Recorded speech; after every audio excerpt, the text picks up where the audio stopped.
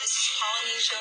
Our country was stolen. That's one of your problems. You're ignorant, woefully ignorant. But you, caller, need to learn about Hawaiian history and about where you are. And that attitude that you have is the same attitude that Joey Carter had. You think you are in America. You are not in America. You are in a colony that is in Polynesia that was forcibly taken. Just as, I might add, all of Eastern Europe was forcibly taken by the Soviet Union, which Americans think is a very, very bad place. The bad, bad Soviet Union. Well, the bad, bad United States of America took Puerto Rico, it took Alaska, it stole Indian land, it took Hawaii, it took Guam, it took Micronesia, Palau. You had better learn that history because you are the recipient of an imperialist tradition. 29 worst things the U.S. has ever done. From the 1600s through the early 1800s, the U.S. participated in the transatlantic slave trade to supply its plantations with forced labor, enslaving millions of Africans in a system of generational bondage that underpinned the growth of its economy and white elite power. From 1830 to 1850, the U.S. government carried out a series of forced relocations of Native American tribes to seize their fertile lands for white settlers, killing thousands during the deadly marches to Oklahoma known as the Trail of Tears. In 1864, during westward expansion and ongoing conflict over land, the U.S. Army attacked a peaceful encampment of Cheyenne and Arapaho in Colorado, massacring over 150 people, mostly women and children, despite the tribe's attempts to negotiate peace under U.S. flags. From the 1870s to 1965, following the end of Reconstruction, the U.S. enforced Jim Crow laws in the South to restore white supremacy, institutionalizing racial segregation, and depriving Black Americans of voting rights, education, and legal protection. In 1890, amid panic over the Ghost Dance spiritual movement, the U.S. Army surrounded and opened fire on a band of Lakota Sioux at Wounded Knee Creek, killing more than 250 men, women, and children during a disarmament that spiraled into mass slaughter. In 1893, to secure economic and military dominance in the Pacific, the U.S. supported American sugar barons in overthrowing Queen Liliuokalani and formally annexed Hawaii in 1898, dismantling the native monarchy and suppressing indigenous governance. In 1906, during the U.S. occupation of the Philippines, following its annexation from Spain in 1898, the U.S. military surrounded and massacred nearly 1,000 Moro villagers, including women and children, trapped inside a volcanic crater, brutally crushing local resistance to colonial rule. In 1919, after World War I inflamed racial tensions and economic competition, the U.S. government failed to stop white mobs that launched coordinated attacks across more than 25 cities, killing hundreds of Black Americans and destroying entire neighborhoods. From 1932 to 1972, during an era of legalized segregation and racist medical practices, the U.S. Public Health Service deliberately denied treatment to hundreds of Black men with syphilis in Alabama to secretly observe the disease's progression, violating ethics and human rights for 4 decades. From 1942 to 1945, driven by wartime fear and racial prejudice, the U.S. government imprisoned over 120,000 Japanese Americans, most of them citizens, in remote internment camps, stripping them of homes, property, and basic rights. In August 1945, at the end of World War II, and without prior warning, the U.S. dropped atomic bombs on the cities of Hiroshima and Nagasaki to force Japan's surrender and demonstrate power to the Soviet Union, killing over 100,000 civilians and scarring generations with radiation and trauma. In July 1950, during the chaotic early days of the Korean War, the U.S. military opened fire on hundreds of South Korean refugees hiding under a railroad bridge at Nogun Rai, suspecting them of helping North Korean forces and killing entire families. In 1953, to protect Western oil interests and prevent nationalization, the CIA orchestrated a coup in Tehran that overthrew Iran's democratically elected Prime Minister Mohammad Mossadegh and reinstalled the Shah, ushering in decades of repression and anti-American resentment. From 1965 to 1966, amid Cold War fears of communism spreading in Southeast Asia, the U.S. backed Indonesia's military in a violent purge of communists and ethnic Chinese, resulting in the mass murder of over 500,000 civilians with American encouragement and logistical aid. In 1968, as part of the Vietnam War's brutal counterinsurgency tactics, U.S. Army soldiers massacred over 500 unarmed civilians in My Lai village, including infants and the elderly, while facing no enemy fire. In 1969, during a covert mission in the Vietnam War, U.S. Navy SEALs raided the village of Than Phong and executed unarmed civilians, including children and elderly women, based on vague intelligence pressure to produce high enemy body counts, the U.S. 9th Infantry Division launched Operation Speedy Express in the Mekong Delta, killing thousands of civilians and misreporting them as combatants to inflate success. From 1985 to 1987, in defiance of congressional bans, the U.S. Reagan administration sold weapons to Iran and funneled the profits to fund Contra militias in Nicaragua, covertly supporting death squads while sparking a constitutional crisis. In 1991, as Iraqi forces retreated from Kuwait near the end of the Gulf War, the U.S. military bombed convoys along Highway 80, killing fleeing soldiers and civilians alike and leaving a trail of burning vehicles and bodies.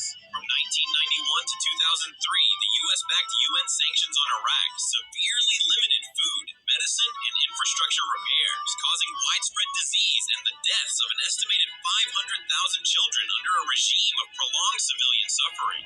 From the 1960s through the 1990s, to suppress leftist movements during the Cold War, the U.S. government armed, trained, and supported military regimes in Latin America that used torture, mass killings, and forced disappearances to maintain power.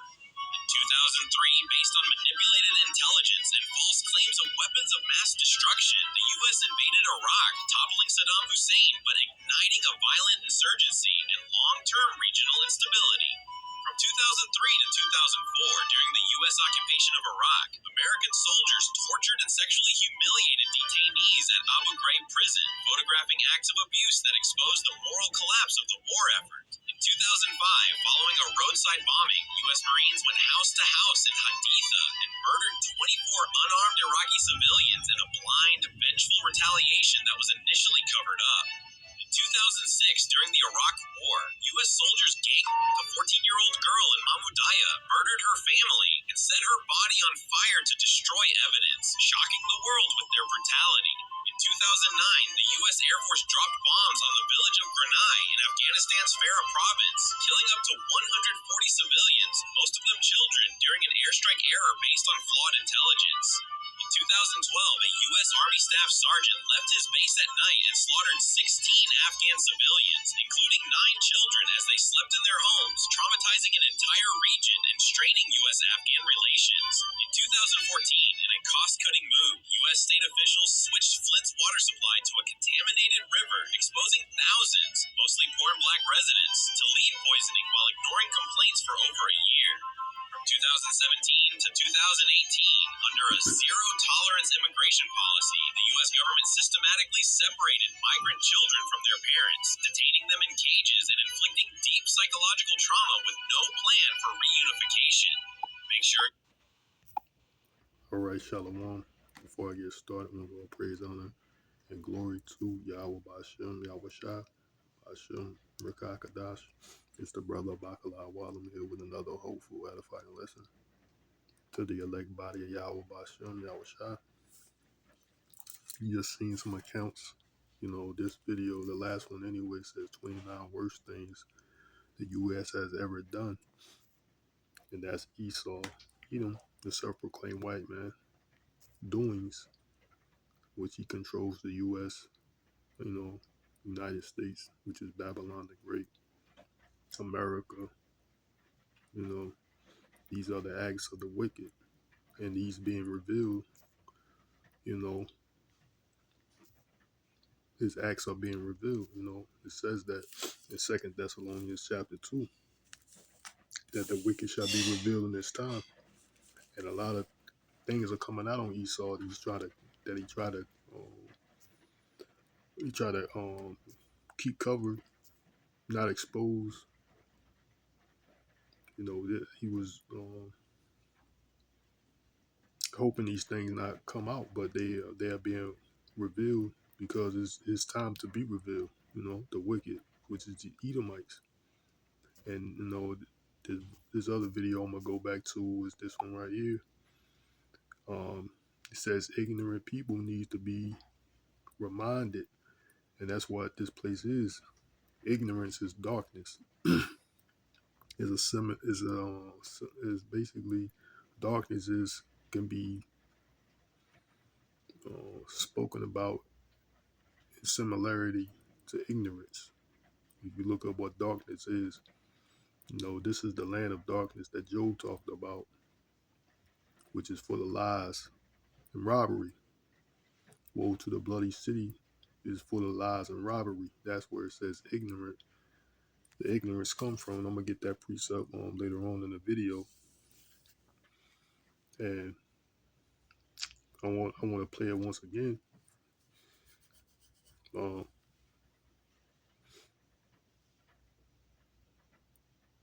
And it's showing here, how Esau had spoiled many nations, man. Not only the children of Israel, the so-called blacks, Latinos, and Native Americans, but he did this all across the world. What they call colonization, and they got other terms. They colonize the world. They got other terms called apartheid, right? And other terms that they go, but it's no different than slavery, you know. And this is what the wicked has been doing all over the globe. So I'm gonna go ahead and play this video again. This is not America. This is Polynesia. Our country was stolen. That's one of your problems. You're ignorant, woefully ignorant. But you, caller, need to learn about Hawaiian history and about where you are. And that attitude that you have is the same attitude that Joey Carter has. You think you are in America. You are not in America. You are in a colony that is in Polynesia that was forcibly taken. Just as, I might add, all of Eastern Europe was forcibly taken by the Soviet Union, which Americans think is a very, very bad place. The bad, bad Soviet Union. Well, the bad, bad United States of America took Puerto Rico, it took Alaska, it stole Indian land, it took Hawaii, it took Guam, it took Micronesia, Palau, and you had better learn that history because you are the recipient of an imperialist tradition. So like she said, you are a recipient of a imperialist tradition. Meaning what? These Edomites, you're inheriting uh, the wickedness that your forefathers done, right? But that's how these Edomites are living. You see them today. They walk around like they haven't. It's not me. I didn't do these things. And then a lot of truth come out when it comes to their government.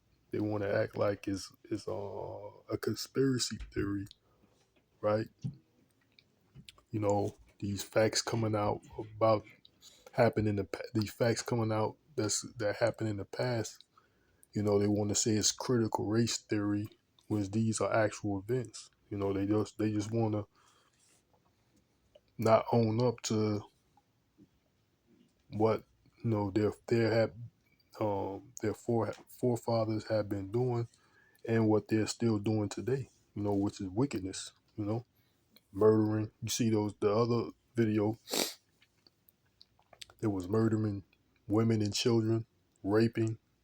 You know, um, invading people's lands for no justifiable reason, but just to slaughter them for the natural resources, basically in control, right?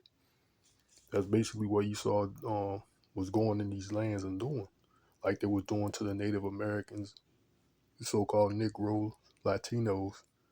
They just slaughtered them for their land and natural resources and put them in captivity, you know? So I'm going to get some precepts. Go to Habakkuk.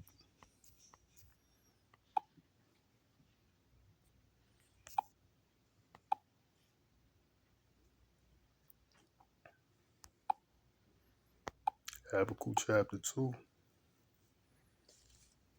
I'm going to start at verse 7, right?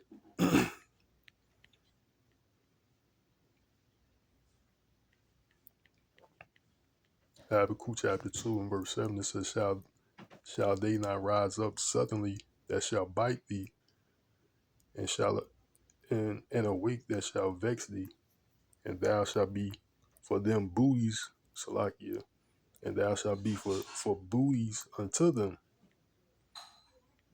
because thou hast spoiled many nations. All the remnant of the people shall spoil thee, because of men's blood, and for the violence of the land, of the city, and of all that dwell therein. So, that's what Esau's been doing, man. You seen in these videos, they talking about the 29. That's just what they want you to know. This is information that they want people to know. And Esau has been doing a lot of things. And he's still doing a lot of things. A lot of stuff that um, he's done is still covered up. But and on the other hand, a lot of stuff has been brought out enough to you to know that he is the wicked.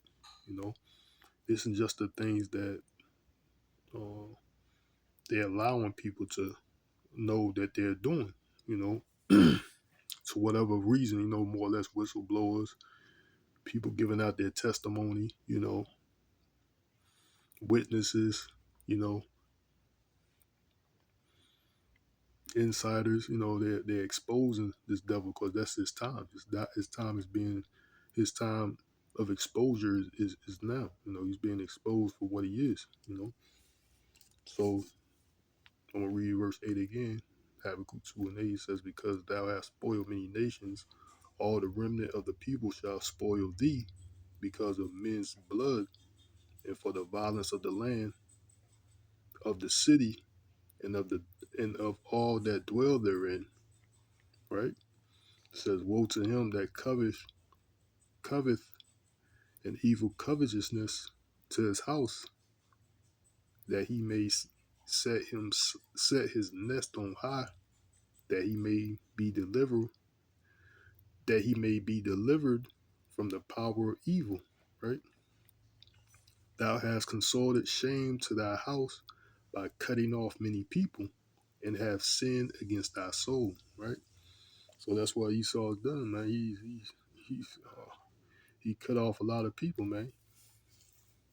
He's put a lot. He destroyed a lot of nations, violently destroyed people, uh, murderously slaughtered innocent children, women, elderly. For invading people's country, putting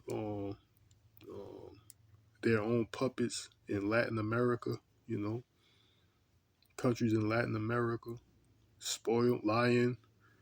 For the Iraqi, the weapons of mass destruction was a lie. He got these so-called terrorists in these Guantanamo Bay, for example, and raping men. That's the shame on Esau's glory, right? And we about to go into his shame, his glory is being revealed. Verse 11, it says, "For the stone shall cry out of the wall, and the beam out of the timber shall answer it. Woe to him that buildeth a town with blood, and establish a city by iniquity."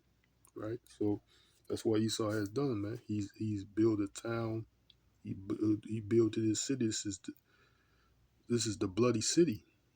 Woe to him that buildeth a town with blood, and establish a city by iniquity.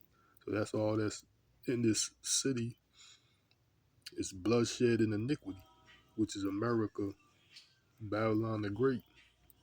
And that woe is destruction and misery. That's what's coming to Babylon the Great. I'm going to read this verse out of the Amplified translation. It says, "Woe, woe, judgment is coming to him that builds a city with bloodshed, and established a town by violence." Right? So that's how this devil has established not only America, but his place all over the world, through bloodshed. That's how he established this kingdom, right? So now we're going to jump down to verse 16. It says, "Thou art filled with shame for glory. Drink thou also, and let thy foreskin be uncovered. The cup of the Lord's right hand shall turn unto thee, and shameful spewing shall be on thy glory." Right? So shame is upon this devil's glory, man.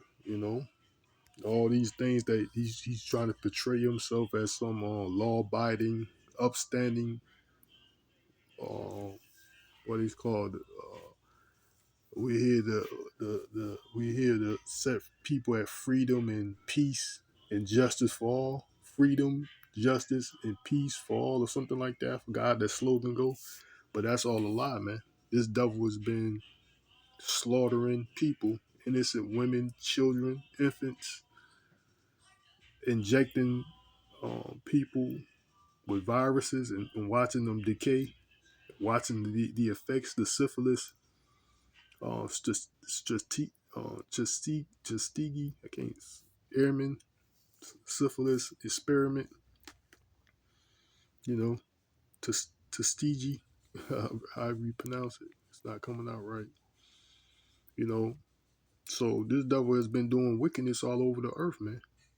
When we read verse 16, once again, it says Habakkuk 2 and 16, it says, Thou art filled with shame for glory. Drink thou also, and let thy foreskin be uncovered. Right? He's filled with shame for glory, right? The cup of the Lord's right hand shall turn unto thee, and shameful spewing shall be upon thy glory. So we are part of that right hand of Yahawah and the Lord Yahweh's hand, right hand. The body of Hamashiach on the earth, which is the prophets, which is his men, that's exposing this devil, through the words of Yahawah right? So this is shameful spewing upon his glory. He's perpetrated in the earth to being he's perpetrated himself in the earth to being some leader of peace, equality, justice, freedom, which is all a lie, man, right? So now we go to Isaiah. It's like I'm gonna go to Zephaniah because that's that bloody city.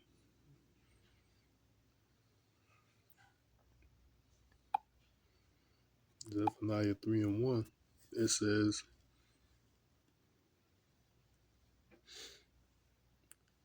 Woe to her that is filthy and polluted, to the oppressing city, right? So that's America, man.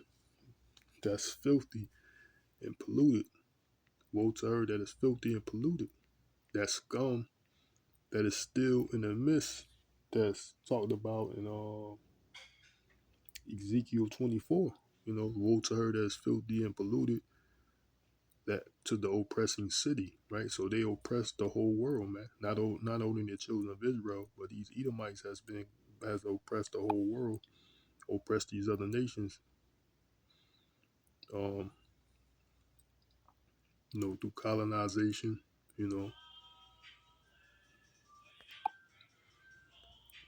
feeding them that wine, which is democracy, and they deceived them, right? So I'm gonna go to Ezekiel 24.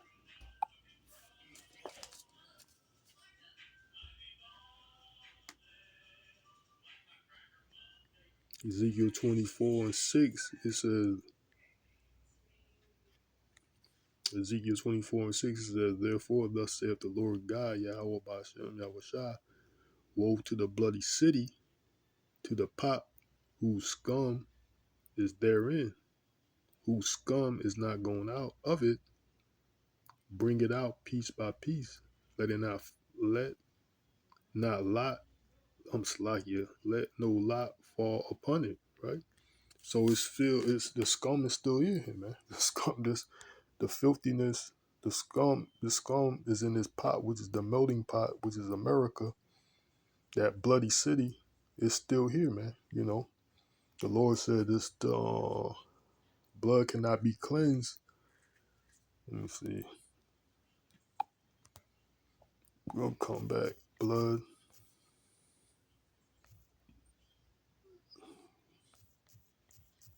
has it cleansed?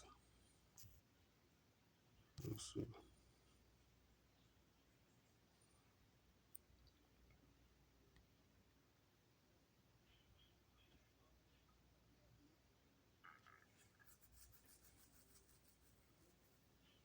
Let me see. Him that shedded blood. Let me see. Let me see. Him shed.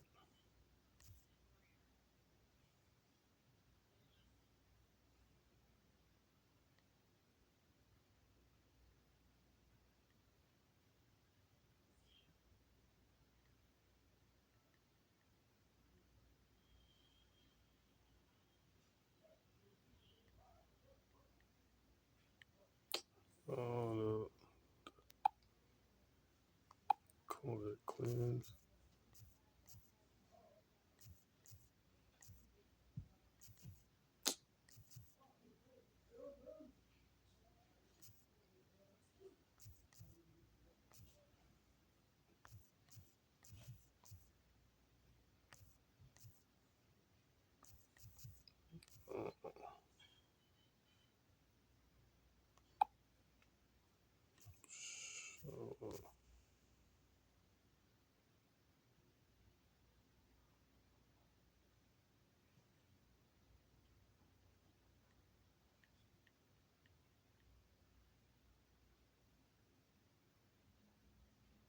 Yeah, Numbers. So while Yahawahshi Numbers 35 and 33, it says, "So ye shall not pollute the land therein ye are." Right? It's polluted. This land is polluted. America is filthy. Right?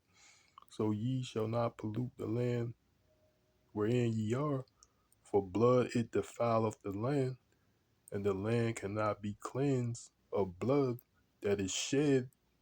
Salakia. And the land cannot be cleansed of the blood that is shed therein, but by the blood of him that shed it. Right. So this land, these murderous acts that Esau has done, cannot be cleansed until till his blood is shedded. Right. So the land can't be cleansed. America, which is the bloody city, it can't be cleansed, but by him that sheddeth the blood. So that's why the Lord is coming back to slaughter Esau. You know, basically, primarily, and also, the other heathens and 2/3, right? Verse 7, it says, "For the blood is in the midst of her. She is set upon a rock. She poured it not upon the ground to cover it with dust, for it might cause Salakia, that it might cause the fury to come up to take vengeance. I have set her blood upon the top of a rock, that it should not be covered." Right. So the Lord has exposed his devil, his bloody acts, and this is the time that we're in. You know, he have set her blood upon the top of a rock; it shall not be covered. Therefore, thus saith the Lord God, Yahawah, woe to the bloody city! I will even make the pile for the fire great. Right. So that fire is by ICBM nuclear missiles. Right. That's where that fire is basically going to come from, and also the chariots coming with fire, right? The Lord, Yahawah himself is coming with fire, right? It says, therefore, I'm going to read verse 9 again. Ezekiel 24:9 says, therefore, thus saith the Lord God, Yahawah, woe to the bloody city! I will even make the pile of the fire great, right? So that's why the Lord is going to cleanse this place with the blood of Esau, you know, because he shedded blood, and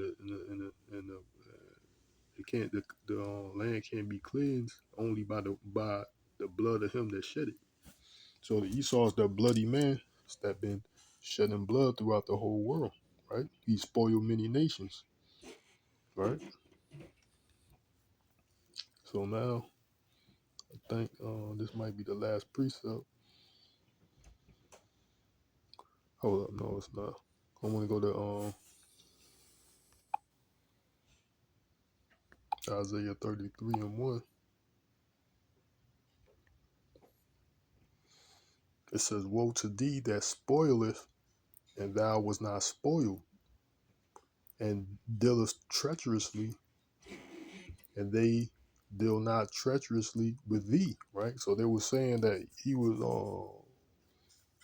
you know, he was killing civilians over there in these other countries, like, you know, Middle Asia, uh, like Vietnam, for example, another other countries over there in Middle East. There was no uh, enemy over there, no combatants. You know, there were just civilians over there. He was over there slaughtering men, women, and children, infants, just slaughtering them. There was people hiding, and he just go in there wherever they was hiding and kill them, slaughter them. That's what Esau was doing, and they wasn't showing any resistance or anything. Didn't have any weapons, no gunfire fired back, and he was just slaughtering these people, murdering them, right? The bloody city, you know, the bloody man, right? So he's got to get that return to him. So this says, woe unto thee that spoileth, and thou was not spoiled, and dealeth treacherously, and they dealeth not treacherously with thee. When thou shalt cease to spoil, thou shalt be spoiled, and then and when thou shalt make an end to deal treacherously, they shall deal treacherously with thee. Right. So that's what's going to happen to Esau, man. Right. When his spoiling stop, he's going to get spoiled. Right. People going to deal. They're going to deal treacherously. He's going to be dealt treacherously with when his reign stop. When the Lord put him, at the end, these things going to happen to him. He's going to be spoiled and dealt with treacherously. Right. The scripture says, no mercy will be shown. No mercy will be given to him that had no mercy, because that's what he's done to these people, children of Israel, and also these other nations. He showed no mercy, especially to the children of Israel, most definitely to us, primarily to us. There was no mercy shown by these Edomites, you know. But he spoiled also other countries, right? But the Lord is only dealing with the nation of Israel, but not the Lord also made it clear that he just didn't spoil the children of Israel. He spoiled many nations, right? Now, Isaiah 14:21. This might be the last one. Yeah, right. Isaiah 14:21 says, prepare slaughter for his children for the iniquity of their fathers, that they do not rise nor possess the land, nor fill the face of the world with cities, right? So that's what the Lord is preparing slaughter for. You know, like a lot of these Edomites say that, hey, it wasn't me. It was their forefathers or whatever. But what the Lord said, prepare slaughter for his children for the iniquity of their fathers, man. So so that's what's going to happen, man. They finna get slaughtered, and also they are their forefathers, right? More or less, they are their forefathers coming back in the third and fourth generation, right? There's a such thing called reincarnation. So you're served out your punishment in the third and fourth generation. So a lot of these Edomites that was around during those times, they are back today. These Edomites were back in the time of slavery, you know. During that time, they're more or less they're back today, and they're gonna serve out their punishment, you know. So that's what the Bible teach. The Bible teach reincarnation. So more or less, that's the end.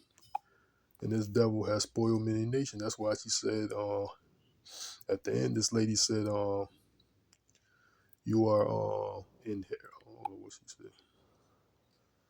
Wind it back a little bit. You had better learn that history because you are the recipient of an imperialist tradition. You are the recipients, meaning what? You are the children. You inherit. You are the inheritors, mean more or less the children are the ones that cause these things, right? That's why I say you are the recipients, the inheritors, more or less the children. What I just read out of Isaiah 14 and 21. So I'm going to go in and off there. I hope it's edifying to the elect. And I want to say, call Halayim La, Yahawah Bashem, Yahweh Shah Bashem, Rakakadash, Shalom. Till next time, Yahweh Rathazah, which means Lord willing, and why Abba Babal.